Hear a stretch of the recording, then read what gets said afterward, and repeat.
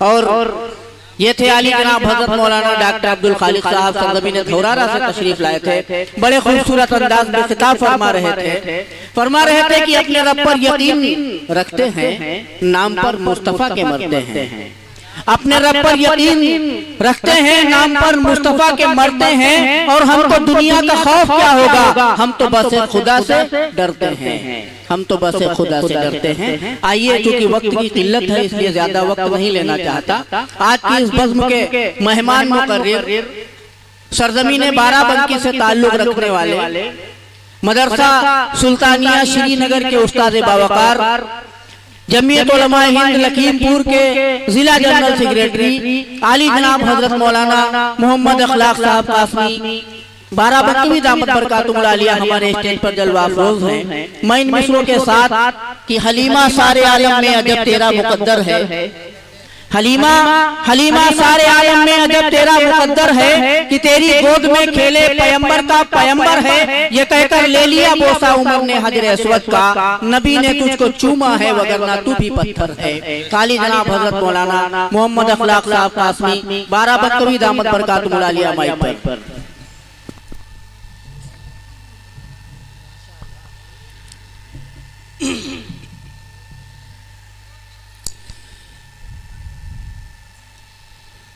अल्हम्दुलिल्लाह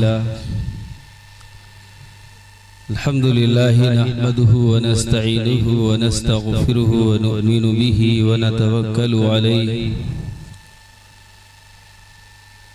व नऊज़ु बिल्लाहि मिन शुरूरि अनफुसिना व मिन सय्यिआति अअमालिना।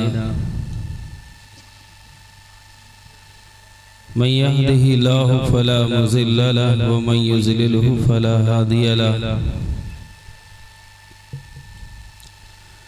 वनशहदु अल्ला इलाहा इल्लल्लाह वनशहदु अन्न सय्यदना व सनदना मौलाना मुहम्मदन अब्दुहु व रसूलुहु।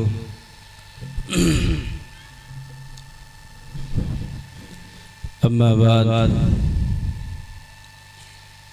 फ़अऊज़ु बिल्लाहि मिनश शैतानिर रजीम। बिस्मिल्लाहिर रहमानिर रहीम। कुल लिल मुमिनाति यग़ज़ुज़ना मिन अब्सारिहिन्ना यहफ़ज़ना फ़ुरूजहुन्ना वला यबदीना ज़ीनतहुन्ना इल्ला मा ज़हरा मिन्हा वलयज़्बुरना बिख़ुमुरिहिन्ना अला जुयूबिहिन्ना। सदक़ल्लाहुल अज़ीम। अन अब्दुल्लाह इब्न उमर रज़ियल्लाहु अन्हुमा अन्न नबी सल्लल्लाहु अलैहि वसल्लम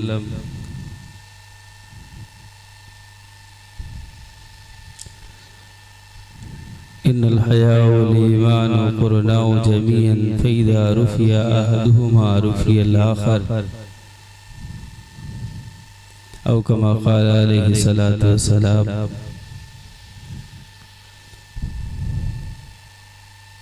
वक़ाल फ़ी मौज़िअ आख़र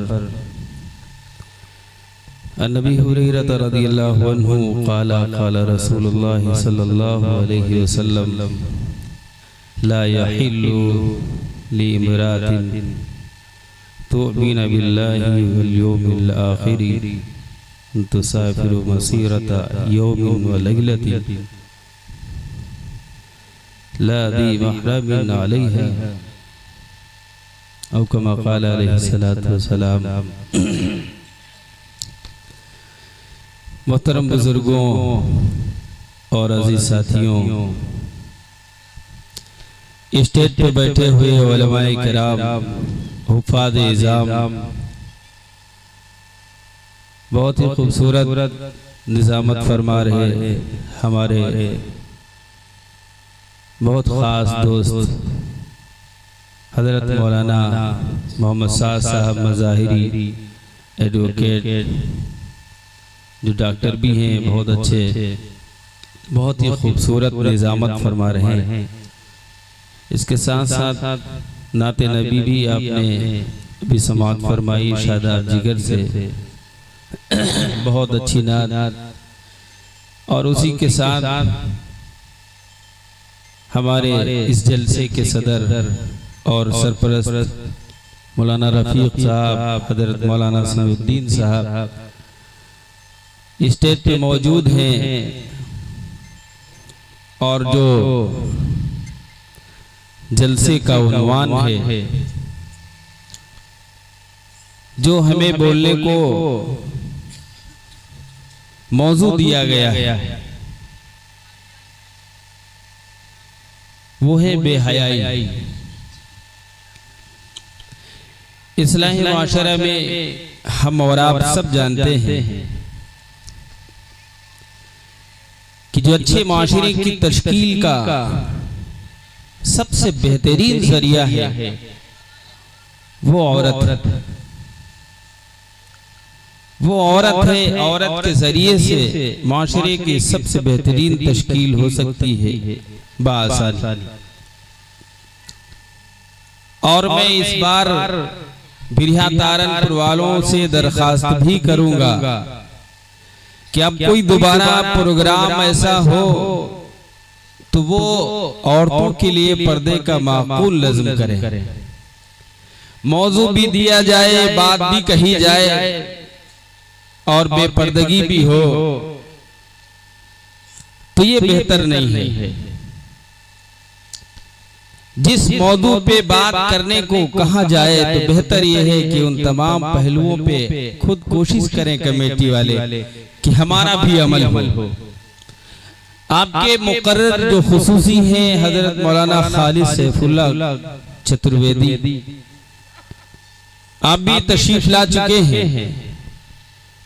इंशाअल्लाह बहुत जल्द वो भी आपके रूबरू होंगे, आप समाअत फरमाएंगे। बस मैं अपनी माँ और बहनों से थोड़ी देर के लिए कुछ गुफ्तगू करूंगा। अल्लाह से दुआ करें कि अल्लाह सही बात निकलवा दे। अभी मैंने बताया अच्छे माशरे की जो तश्कील हमारी माओं से होती है और जो हमारी माओं ने अब तक के किरदार अदा किया है, जो हमारी माओं ने कुर्बानी दी है। अगर बात ये कह दी जाए इस्लाम के अंदर सबसे पहली जो शहीद है वो हजरत सुमैया है रज़ियल्लाहु अन्हा, जो औरत कुर्बानी सबसे पहले औरतों ने दी। उनके कुर्बानी को खून, उनके कुर्बानी के खून को देखकर अगर यूं कहा जाए बूढ़ों में भी, जवान मर्दों में भी एक खून देने का जो जज्बा पैदा हुआ है हज़रत सुमैया की कुर्बानी से वो सब सबक लेते। आपको शायद याद ना हो, आपको शायद मालूम ना हो कि जब हज़रत सुमैया रज़ियल्लाहु अन्हा का पैर अबू जहल ने, एक रिवायत तो ये भी आती है 4 सवारियों के अंदर हज़रत सुमैया के हाथ अलग सवारी के अंदर बांधे गए, एक हाथ दूसरी सवारी के अंदर बांधा जाता है, एक पैर दूसरी तीसरी सवारी के अंदर बांधा जाता है, चौथा पैर चौथी सवारी में बांधा जाता है। ये जानवरों में बांधकर मुख्तलिफ जानिब खींचा जाता है। आप अंदाजा लगाएं हमारी ये माँ जो बूढ़ी है, अभी ये जवान नहीं, इनके जवान बेटे वो भी देख रहे हैं, वो भी देख रहे हैं, अम्मार भी देख रहे हैं और इन सवारियों को मुख्तलिफ जानिब में हका दिया गया। आप अंदाजा लगाओ इनके जिस्म का क्या हाल हुआ होगा, क्या हाल हुआ होगा। इन माओं की कुर्बानी, इन माओं के जज्बे, इन माओं की मेहनतें कि आज अल्हम्दुलिल्लाह हम और आप इस जगह बैठे हैं। अगर बात ये कह दी जाए तो कोई गलत नहीं होगी। क्या आज इन माँ बहनों की कुर्बानी है कि जिसका नतीजा है आज हम यहाँ बैठे हैं, बात सुनने के लिए हम यहाँ आए हैं। और अगर हमारी माओं की कुर्बानी हकीकत में ना होती तो आज जो भी मादी करीब के अंदर 1 और 2 दिन आज भी नाइट्रोटेक्स आफ्ताब दिल्ली का रहने वाला मुसलमान नाम है, श्रद्धा के साथ जो किया, नार्को टेस्ट हो रहा है आज मौजूदा, आज टेस्ट हो रहा है।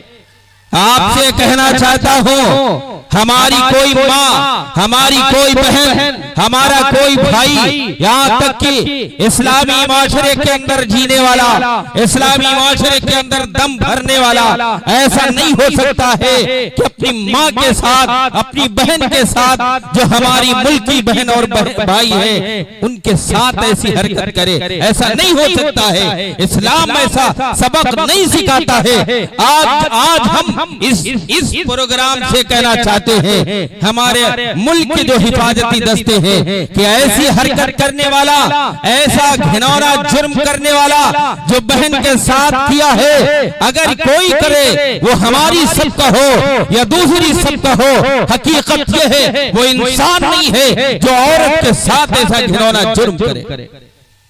वो इंसान नहीं हो सकता है।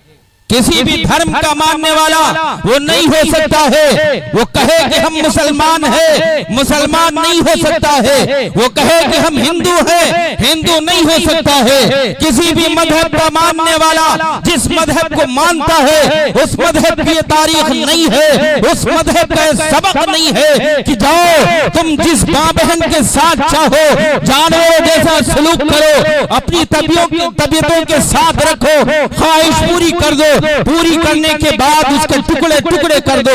मैं कहता हूं कोई मजहब ऐसा सबक नहीं देता, कोई मजहब ऐसा सबक नहीं सिखाता। अगर यकीनन वो मुजरिम है, उसने जुर्म किया है, उसने गुनाह किया है, उसको सजा मिलनी चाहिए। और जो उसके जुर्म की तलाफी के लिए वकील खड़ा हुआ है, मैं उसकी भी दिफा करता हूँ, उसके भी जो है मुकाबला मैं कर रहा हूँ अपनी इस तकरीर के जरिए से कि तुझ पे भी लानत है, तूने एक जुर्म की वकालत की तरफदारी की।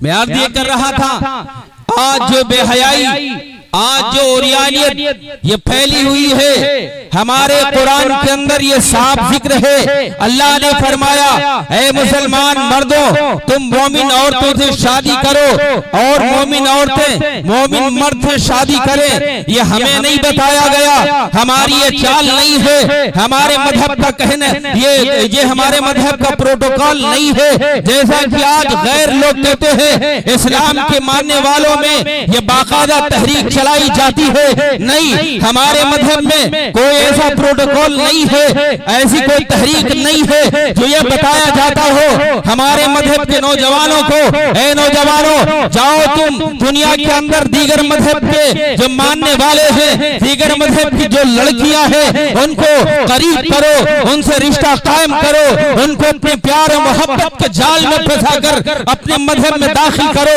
हमारा मजहब ये नहीं सिखाता है, हमारा मजहब ये नहीं बताता है, हमारा मजहब ये हुक्म देता है, अगर तुम मुसलमान हो, मुसलमान लड़की से शादी करो, अगर तुम हिंदू हो, हिंदू से शादी करो।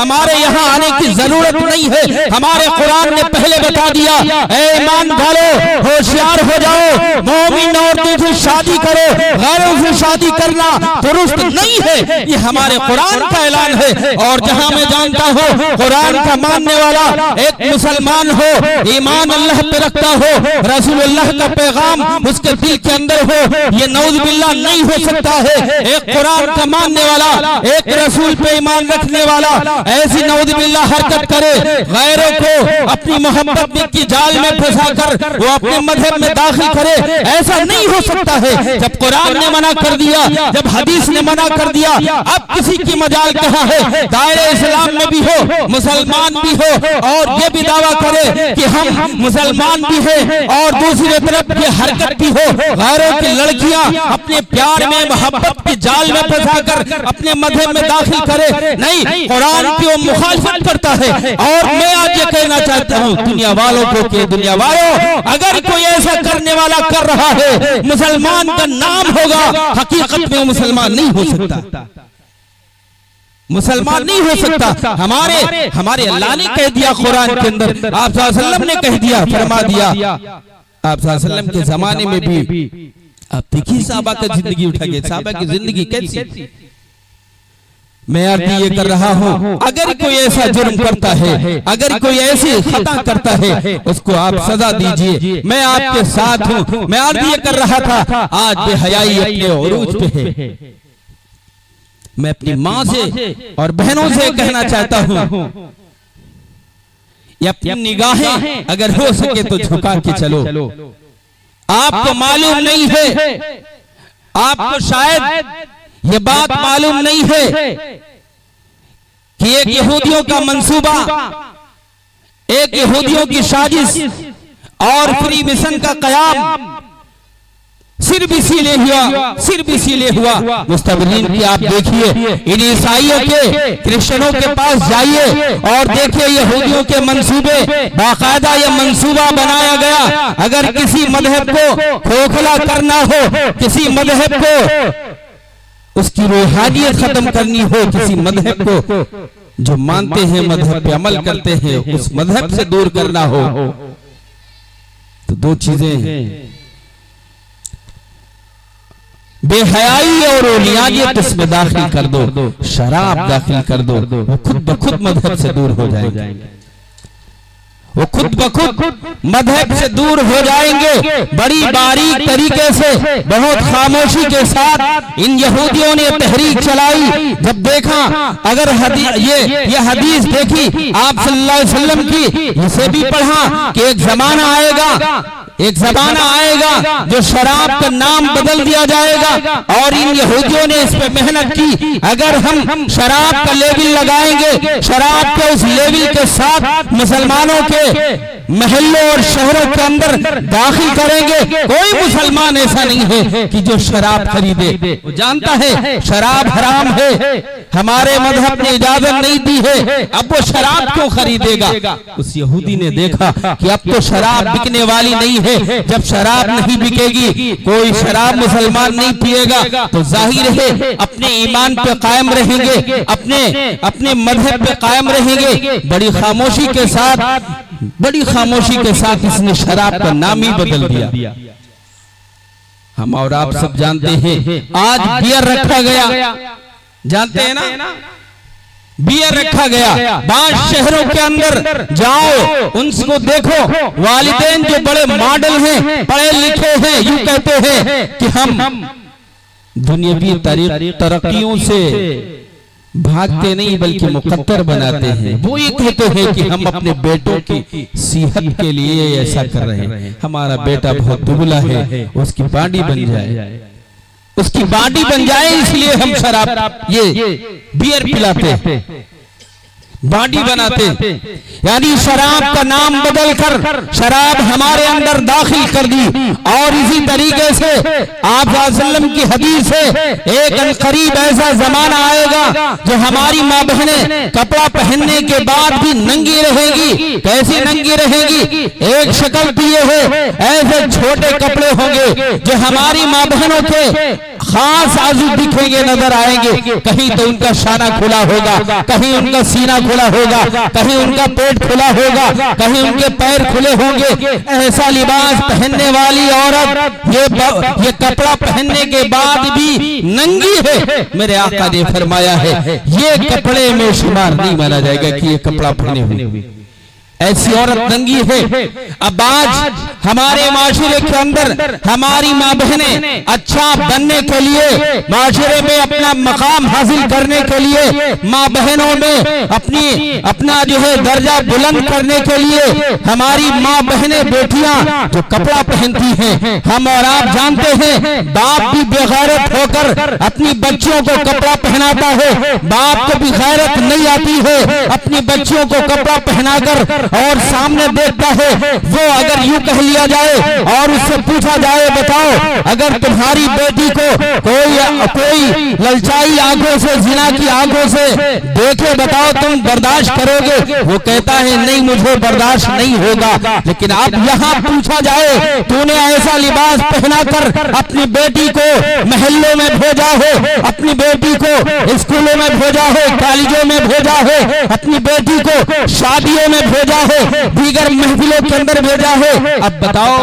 वहां तो हजारों नजरें होंगी, हजारों देखने वाले लोग होंगे, जाने किन किन की निगाहें पड़े और कौन कौन से मर्द बहक जाए भटके।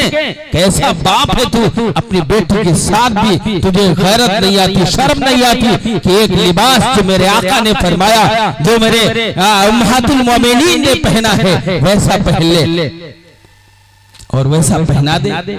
अगर तू चाहता है तो वैसा पहना ना। और फिर फरमाया एक वो लिबास जो इतना बारीक होगा, इतना बारीक कि पहनने के बाद भी जो आज़ो खास है जिस्म का हिस्सा है वो नजर आए। आज वो भी कपड़ा है।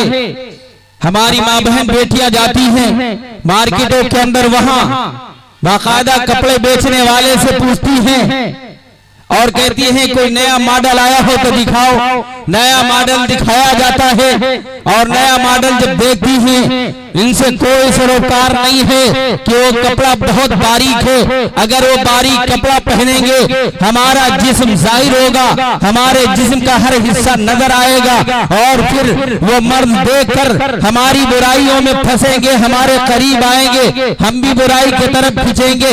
यहाँ तक बात नहीं जाती है, आप सल्लल्लाहु अलैहि वसल्लम के इस कौल तक हमारी माँ बहनें नहीं पहुंचती हैं। आप यकीन जानो, अगर औरतों के साथ कपड़ा खरीदवाने में शामिल हैं, हम भी उनके साथ शरीक हुए, तुम भी गुनहगार होगे, हमारी वो माँ भी।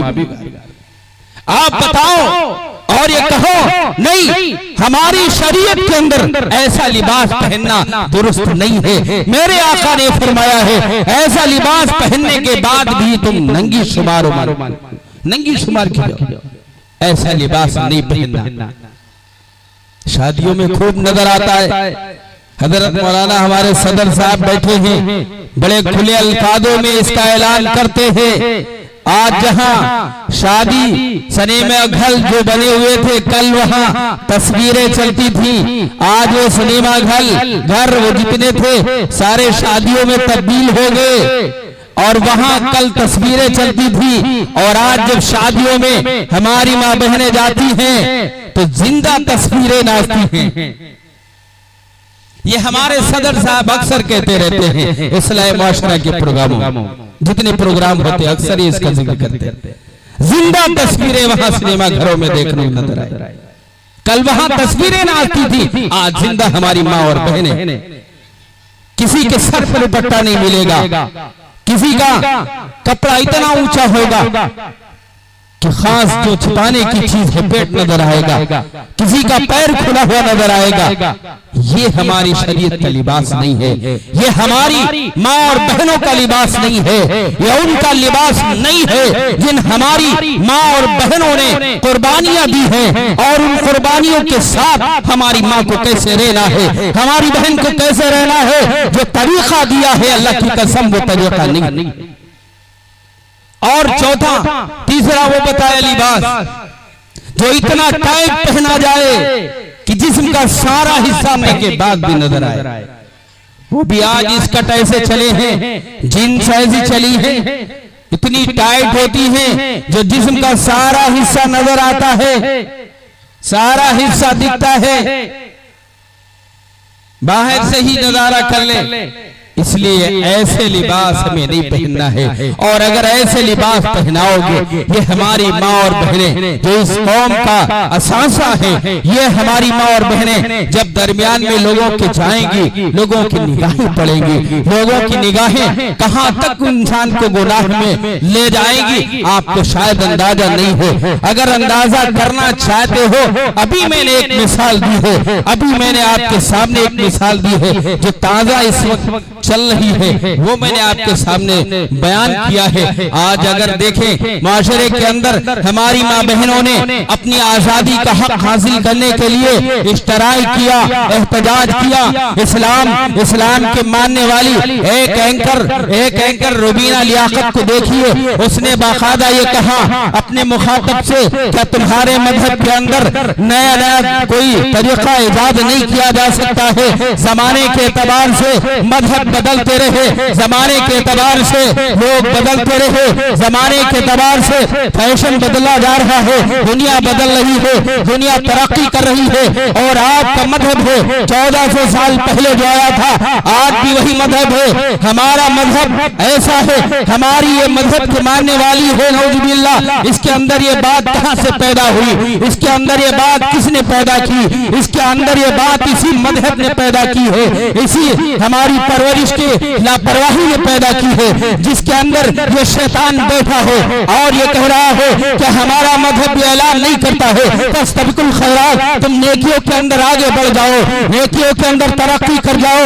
हमारा इस्लाम मना नहीं करता है, हमारा इस्लाम नहीं रोकता है। आप जाइए इंग्लैंड के अंदर और वहां देखिए ग्राफ एक राइटर है, वो लिखते हैं हमारे इंग्लैंड के लोगों ने जो चाहा, प्रधानमंत्री ने भी चाहा वही मजहब आ जाए, वही कल्चर आ जाए, वही सोसाइटी आ जाए जो कभी हुआ करती थी। आज भी हमारे मुल्क के अंदर लोग चाहते हैं अमन आ जाए, लोग चाहते हैं सुकून हो जाए, लोग चाहते हैं औरतें बाइज्जत रहने लगे, लोग चाहते हैं औरत अपना मकाम हासिल करके एक मकाम बना ले, तो इनका मकाम घर हो, इनका मकाम वही हो जो आज से 1400 साल पहले हमारे आका ने फरमाया था। औरत की इज्जत वहीं तक बाकी रहेगी, औरत की इज्जत महफूज रहेगी। अगर वो औरत घर में रहेगी, घर से बाहर निकलेगी, औरत की इज्जत बाकी नहीं रह सकती है, नहीं रह सकती है। मैं आप ये कर रहा था कि यहाँ इस बयान पर एंकर के कि मजहब में तब्दीली होनी चाहिए, मजहब के अंदर कोई तब्दीली होनी चाहिए, जमाने के एतबार से मजहब की बातें भी बदलनी चाहिए। और बाकायदा ये बातें कह के ये बातें कुछ ऐसे राशिद पसंद लोग हैं जो वहां मशवरों के अंदर जाकर राय भी देते हैं और उनकी राय कैबिनेट ने पास भी कर दी। अभी मैंने कहा आपके सामने हदीस पढ़ी, गैर महरम के बगैर अपने महरम के बगैर औरत सफर कर सकती है हज पे, कोई महरम साथ हो या ना हो, बेटा बाप भाई शौहर कोई नहीं हो, तन्हा औरत हज के लिए भी मुबारक काम है, अमल है, उसके लिए भी ये सफर कर सकती। ये बाकायदा पास किया हमारे इस मुल्क के अंदर, राइट टू रिलीजन कॉन्स्टिट्यूशन के अंदर देखिए आप, हमारे वकील साहब बैठे हैं साथ में, ये हमें अख्तियार है, इकोनॉमी हासिल है, हमें हासिल है, फ्रीडम ऑफ राइट हासिल है, लेकिन इसके बावजूद भी हमारी लापरवाहियों ने इस हद तक गफलत में अपने आप को डाला कि बगैर महरम के कोई महरम हो या ना हो, अगर औरत जाना चाहे तो जा सकती है। और इस हुक्म को नाफिज करने के बाद जब नाफिज हो गया तो हमारे मुल्क के दानिश्वर लोग जो अपने आप को मुसलमान कहते हैं, जो अपने आप को अक्लमंद कहते हैं, अपने आप को तरक्की याफ्ता कहते हैं, वही कहते हैं आज हमारे इस मुल्क के रहनुमा ने कोई बेहतरीन फैसला सुनाया है।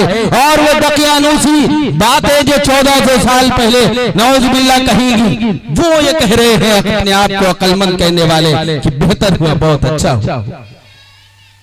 हमारे आका ने जब फरमाया है नहीं, हलाल नहीं किसी औरत के लिए 1 दिन और 1 रात, दूसरी रिवायत है 3 दिन और 3 रात, इसमें तो काफी वक्त लगता है कि वो सफर करे, महरम के साथ ही सफर कर सकती है और कोई अगर महरम ना हो सफर नहीं कर सकती है।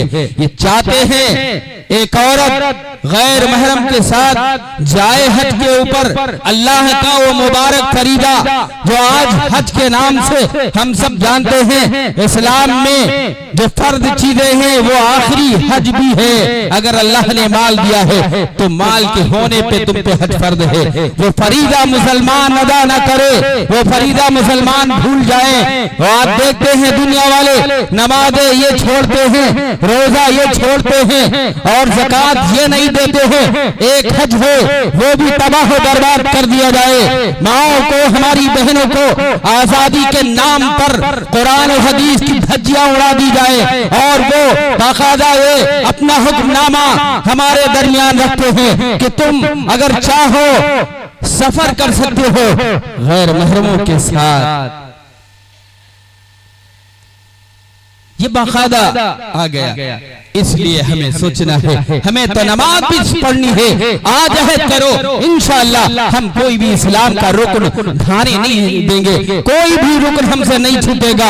हम नमाज का ऐलान होगा और जब मस्जिदों से अदानें होगी हम लब्बैक कहेंगे, अल्लाह के हुजूर जाएंगे, अल्लाह से मांगेंगे, ए अल्लाह मैं इस नमाज के जरिए से रोजा रखने का भी मौका तुझसे तलब करता हूँ, मैं ज़कात देने का मौका तलब करता हूँ, हज करने का भी मौका तलब करता हूँ। अल्लाह तू सारे अमाल की मुझे तौफीक दे दे। अल्लाह के हुजूर जाके हम मांगेंगे, किसी भी रुकन को हम छोड़ेंगे नहीं इंशाअल्लाह,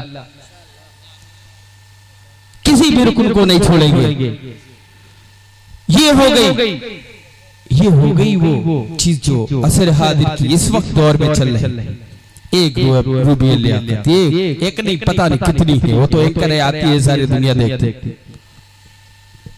मैं कैसे बदल दूं? हमारा और आपका यकीन है, मुसलमानों का ये यकीन है कि मुसलमान शरीयत को अपनी तरफ से कम और ज्यादा नहीं कर सकते हैं। हमारा और आपका ये यकीन है अल्लाह का जो कलाम है उस कलाम के अंदर जबर जेर भी दाखिल नहीं हो सकती। जो आप वसल्लम की शरीयत है वो कयामत तक शरीयत है, उसमें कोई कम और ज्यादा नहीं कर सकता।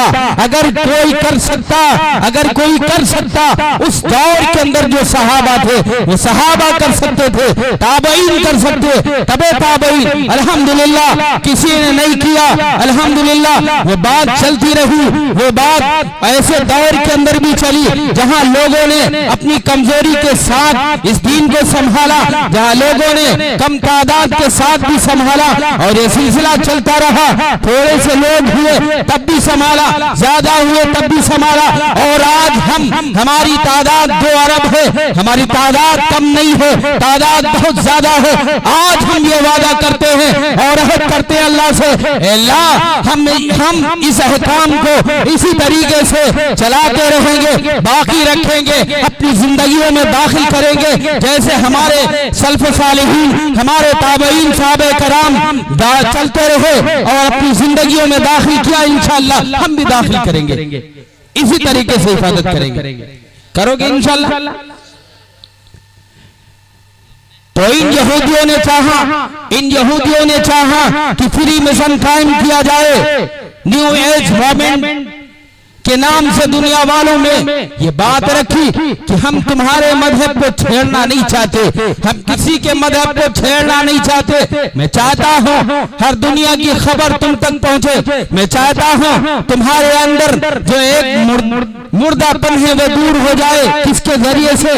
प्रोग्रामों के जरिए से जो नस्ल किए जाते हैं। आज तो बहुत फहाश प्रोग्राम नस्ल किए जा रहे, बहुत ज्यादा फहाशी उस वक्त नहीं थी। दाना डाला यहूदियों ने, अपने अखबारात मैगजीन निकाले और ऐसी नंगी नंगी तस्वीरें हमारी और माँ बहनों को दी। अगर मैं आज ये कह दूं हमारी माँ बहनों की गलती है, हमारी माँ बहनें अपने आप को पहचानती नहीं है, अपने मकाम को पहचानती नहीं है। हम याद दिलावे वही औरत हो तुम, कल जहाँ तुम पे तबसरे होते थे और ये बातें होती थी, क्या औरत में भी जान होती है? क्या औरत भी लायक एहतराम है? क्या औरत को माशरे के अंदर कोई मकाम हासिल है?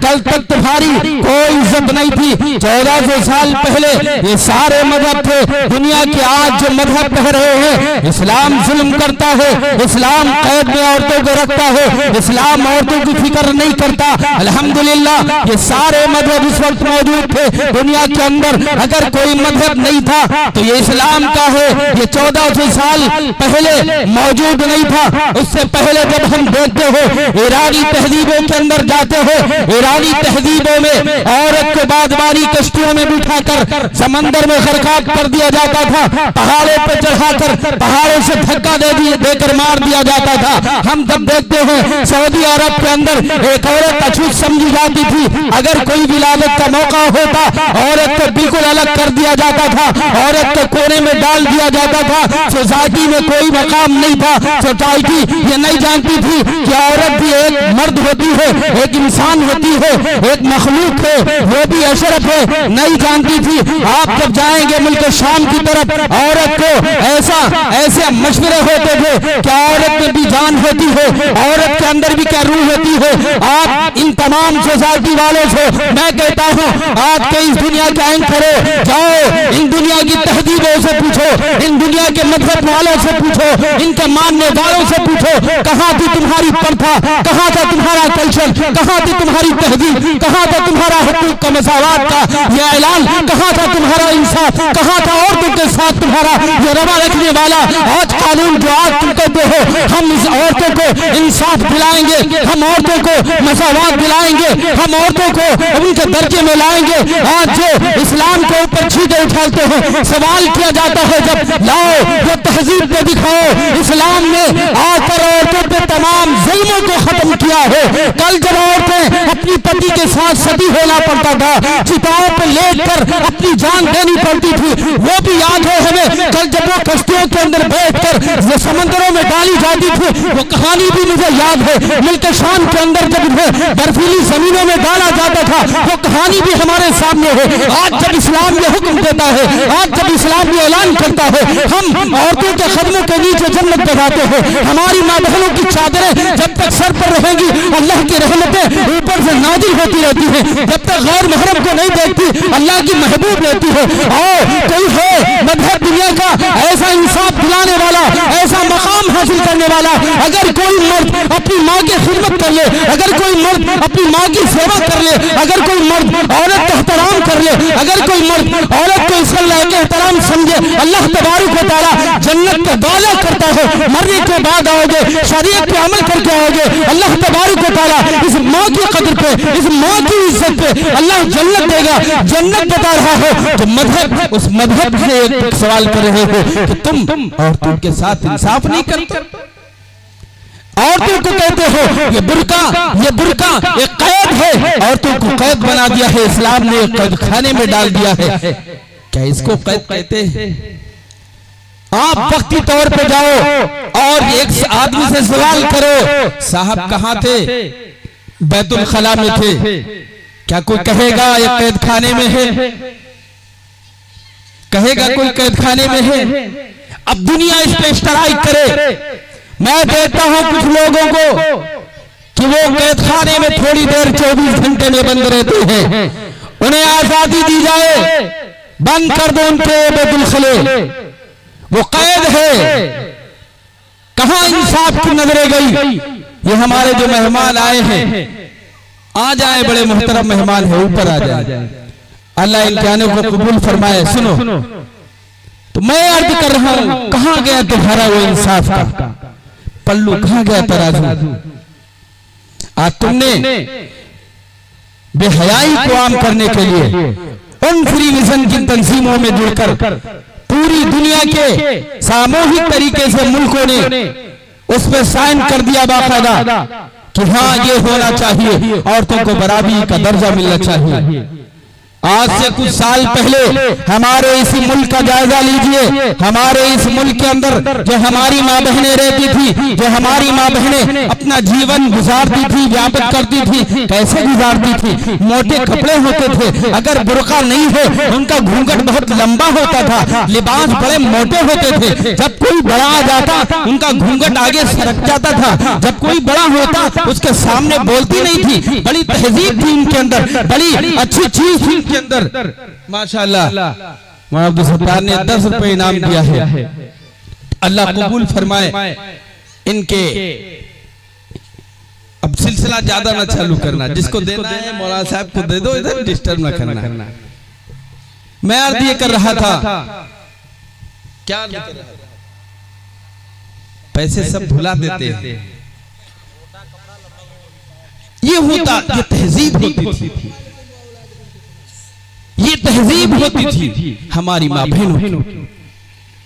कोई औरत एक घर में रहने वाले जॉइंट फैमिली का एक सवाल उठाते हैं कि साहब हमारे अंदर जॉइंट फैमिली है, पर्दे का एहतमाम नहीं हो सकता, हम कैसे पर्दा कराएं? हमारे सामने देवर भी है, हमारे सामने बड़ा भाई भी है, हमारे सामने सब है और जॉइंट फैमिली है, कोई एहतियात नहीं कर पाएगा। उस वक्त भी हमारी माँ बहनें जॉइंट फैमिली में रहती थी। ऐसा नहीं है जॉइंट फैमिली अचानक कोई चीज आ गई हो, नहीं, उस वक्त भी हमारी माँ बहनें थी, जॉइंट फैमिली भी थी, उनके छोटे देवर भी थे, उनसे बड़े भाई भी थे, वो सारे लोग रहते थे, खुसर भी रहते थे। लेकिन सबके सामने बस क्या करना, सबके सामने घूंघट निकाल देना, सबके सामने आवाज को बुलंद नहीं करना है, हल्की आवाज में बकदर जरूरत अपनी बात कहनी है और उसी के साथ साथ अपनी जरूरतें पूरी कर लेना। बस ये हमारी माँ की तहजीब की तरीका था।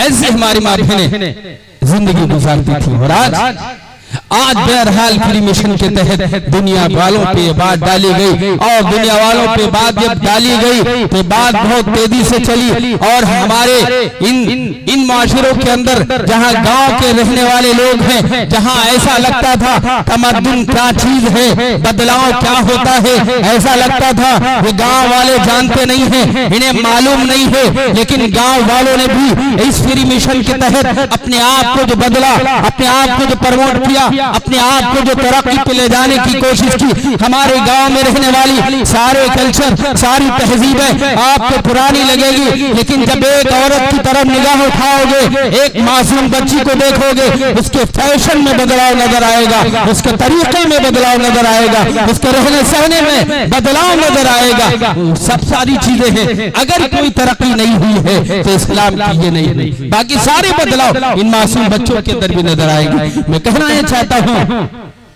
अगर हो सके तो अपनी निगाहें बचा के चल, अगर हो सके अपनी निगाहें बचा के चल, खैरों का तीर तेरे बदन से न पार हो, अपने जिस्म को न तमाशा बना के चल। बिल्कुल अपने आप को हमारी माँ बहनें ऐसे रखे, ये समझें अल्लाह ने बड़ा एहसान किया, अल्लाह तबारक व तआला ने बड़ा एहसान किया। इससे पहले किसी भी माशरे, किसी भी तहजीब, किसी भी कल्चर के अंदर तुम्हारी कोई हैसियत नहीं थी। आज जो मसावात का दावा करते हैं, आज जिन लोगों ने अपने मजहब में तब्दीली लाई है और यूं कहा, हमारे इस एंकर ने भी जो मैंने बताया, हमारी सबकी यूं कह रही है सारे मजहब के अंदर तब्दीली आ गई, वहां सारे मजहब के कानून बदले जा रहे हैं, हमारे इस्लाम के अंदर क्यों नहीं बदला जा रहा है? हमारा ये यकीन है, हमारा ये मानना है, हमारा मजहब क़यामत तक के चलेगा, इसमें कोई बदलने वाली चीज नहीं है, सारी माकूल चीजें हैं। हमारी अकलें कमजोर है, हमारी सोच कमजोर है, हमारा इस्लाम का तरीका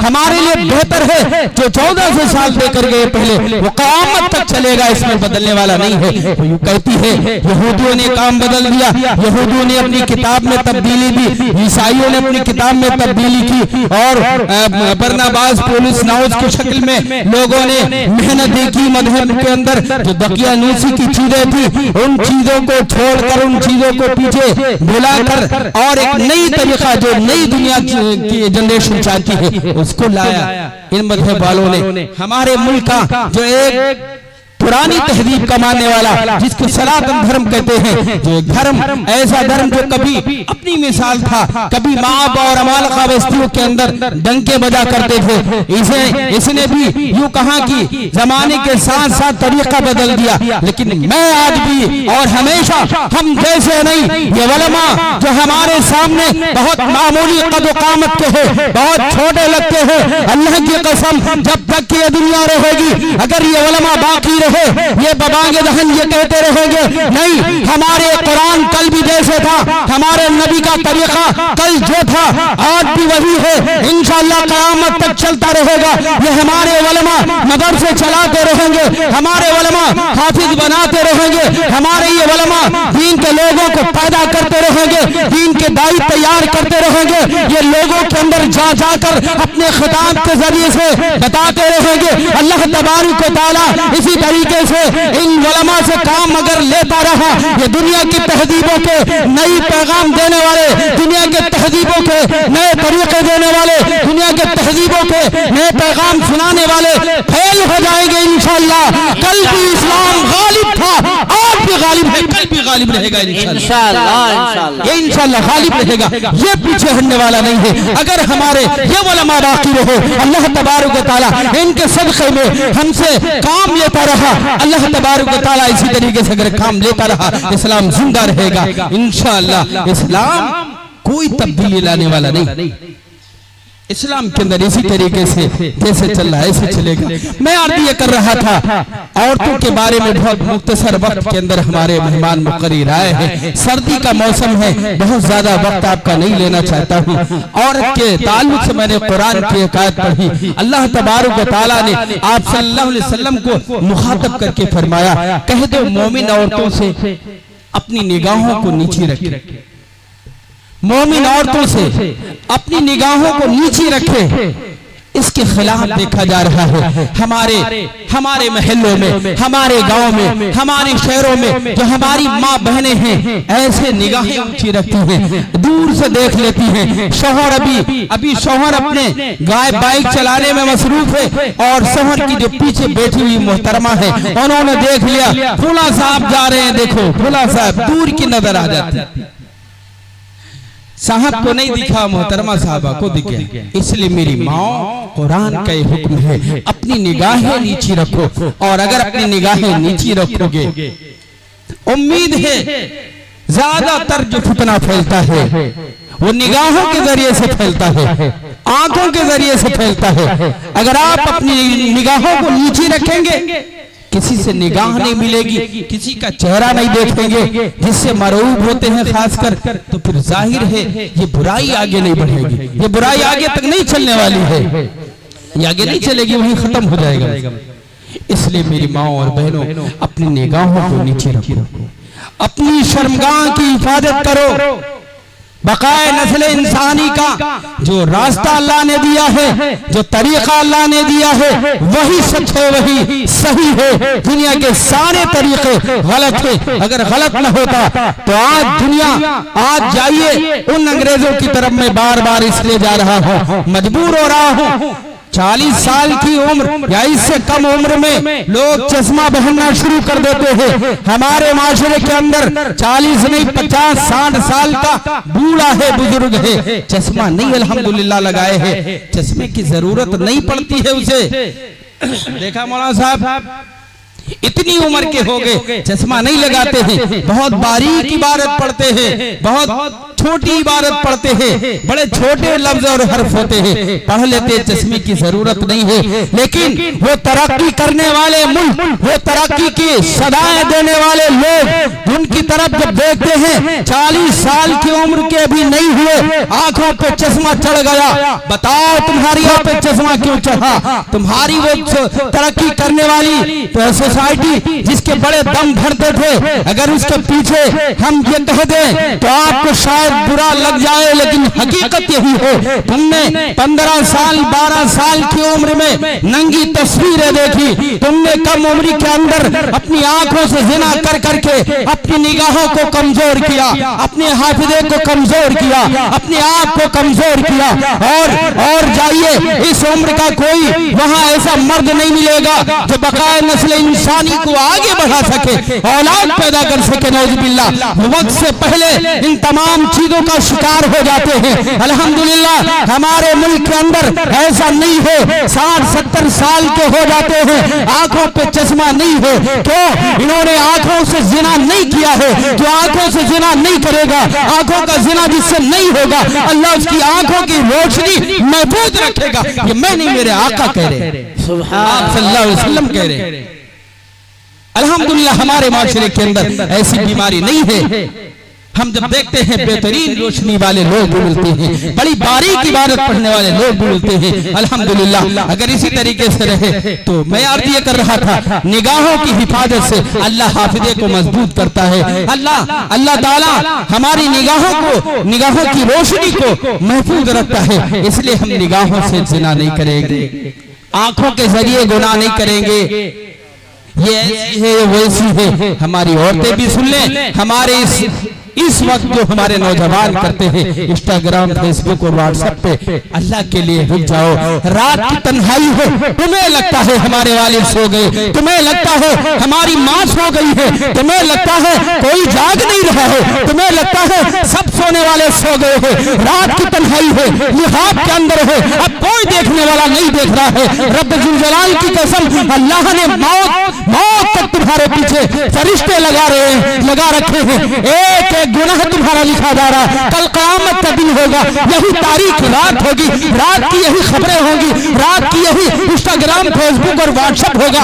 और फरिश्ते बताएंगे, बाप से छिपाने वाले, उलमा से छिपाने वाले, कौम से, मिल्लत से छिपाने वाले, ये तेरे गुनाह हैं, ये तूने फला लड़की से, ये तूने फला लोगों से, ये तूने फला गुनाह का काम किया, ये फिल्में देखी, ऐसी उरियानियत की नंगी फिल्में देखी, ऐसी तूने हरकतें की, ये सारे गुनाह कल क़यामत के दिन हमारे सबके सामने बयान किए जाएंगे। इसलिए हमारी कौम के नौजवानों, तुम भी बचो, इन बुराइयों से बचो।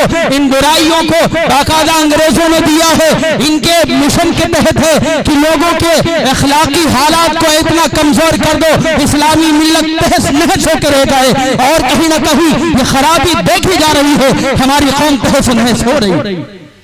इसके बाद अल्लाह ने फरमाया, अपनी शर्मगाहों की हिफाजत करो, शर्मगाहों की हिफाजत करो। आप वसल्लम ने ये भी फरमाया है बतौर रियायत, अगर कोई जरूरत ना हो, अगर तुम्हें कोई जरूरत ना हो, अपनी शर्मगाहों को भी ना देखो। और अगर तुम्हारी शादी हो जाए, कोई ऐसा मौका हो बीवी के साथ हम स्त्री का, उनके भी एक दूसरे की शर्मगाहें ना देखो। मेरे आका ने फरमाया है, अम्मा आयशा सिद्दीका आप वसल्लम का ये अमल बयान करती है कि आप वसल्लम कभी हम एक दूसरे की शर्मगाहों को नहीं देखते। ये हमारे इस्लाम में है, जबकि देखना जायज है, देख सकते, आंखों की बीनाई कमजोर होती। बहरहाल हम अपनी शर्मगाहों की हिफाजत करेंगे। उसके बाद अल्लाह तबारक व तआला ने फरमाया, जो जीनत की जगह है उनको छुपाओ।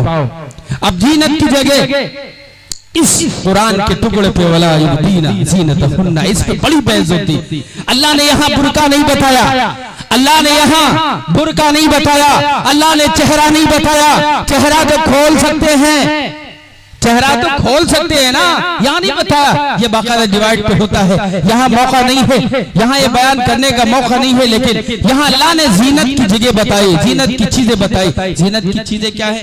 कभी नाक में भी बाली पहनती, कभी कान में भी औरतें पहनती, कभी और बनाओ सिंगार करती हैं, ये भी जीनत की चीज हुई। और चेहरा ही मरकज है खूबसूरती का, खूबसूरती का मरकज चेहरा है। चेहरा तो हर हाल में छिपाना है, हर हाल में छिपाना। बहरहाल हमारी माँ बहनें चेहरे को भी छिपाए। इसके बाद अगर कोई जरूरत है, जो खास चीजें हैं, हाथ की हथेली है, हमारे कदम है, चलना फिरना है, इसके सिवा इसको छोड़ के अल्लाह ने फरमाया। और फिर इसके बाद फरमाया, अपनी ओढ़नी को ओढ़ के रखो, अपनी ओढ़नी को ओढ़ के रखो। तो हमारी माँ बहनें इस पे अमल करेंगी। और जो मैंने एक हदीस पढ़ी, हमारे नौजवान अभी एक बात कर रहे थे यहाँ, वो ये बात कर रहे थे कि कुछ लोग हैं जो गांव के बाहर बैठ जाते हैं और वहां आने जाने वाले मुसाफिरों में बिलखुसूस बच्चियों को देखते हैं, बच्चियों को देखते हैं। आप सल्लल्लाहु अलैहि वसल्लम के जमाने में हज़रत अबी सईद खुदरी रज़ियल्लाहु तआला अन्हु से एक रिवायत है, आप सल्लल्लाहु अलैहि वसल्लम ने चलने वाले रास्ते से बचने पे एहतराज किया, बचो उनसे बचो। क्या कहा कि उनसे बचो, वहां ना बैठो। तो साहबा ने कहा, अल्लाह के रसूल हम बैठते हैं लम्मा बुद्दुन, फिर फरमाया कि फतहद्दुसु फीहा, कि हम बात करते हैं उसमें, और फिर अगर नहीं बैठेंगे तो हम कहाँ बैठेंगे? अल्लाह के घर में बैठो। कहा वो बातें अल्लाह के घर में करने वाले नहीं होती अल्लाह के रसूल। तो कहा ठीक है, फैदा अबई तुम अगर तुम रास्ते में बैठो तो उसका हक अदा करो, उसका हक अदा करो। साहबा ने कहा, अल्लाह के रसूल इसका हक क्या है? तो कहा हक ये है, जो गुजर रहे हो सलाम करो, जो रास्ते से गुजरे उनसे सलाम करो, नेकी का हुक्म करो, बुराइयों से रोको और गैर महरम से बचो। अपने आप जो तकलीफें पहुंचती हैं उन तमाम तकलीफदेह चीजों को हटाओ और अपने आप को बचाओ। ये सारी बातें फरमान ने फरमाई, तो इसलिए मैं मुख्तसरन याद कर रहा हूँ कि ये बातें थी चंद जो मैंने रखी। फहश और उरियानियत के जरिए से जो माशरे के अंदर तबाही और बर्बादी आई है, उसका जो नतीजा हमारे सामने है, हजारों बच्चियां मुर्तद हो रही हैं, हजारों हमारे बच्चे मुर्तद हो रहे, दूसरे मजहब के लोगों को अपने मजहब में लाकर हमारे मजहब की बदनामी ऐसी की है ऐसी कि जग में कोई वकालत करने वाला नहीं है। इसलिए हमारी कौम के नौजवान भी, हमारी कौम के बच्चे और बच्चियां, ये माएं और बहनें जो कल कभी कुतुब अब्दाल पैदा होते थे, आज भी अगर हमारी माँ बहनें सोच ले कि हम आज से अपने बच्चों की तरबियत सही करके, अपने बच्चों की सही तरबियत करके एक अच्छे माशरे की तश्कील करेंगे, उम्मीद है अल्लाह तबारक व तआला इनके इस इरादे पे अच्छे माशरे की तश्कील हो जाए। अल्लाह ताला हम सबको कहने सुनने से ज्यादा अमल करने की तौफीक अता फरमाए। व आखिर दावाना अनिल हम्दुलिल्लाहि।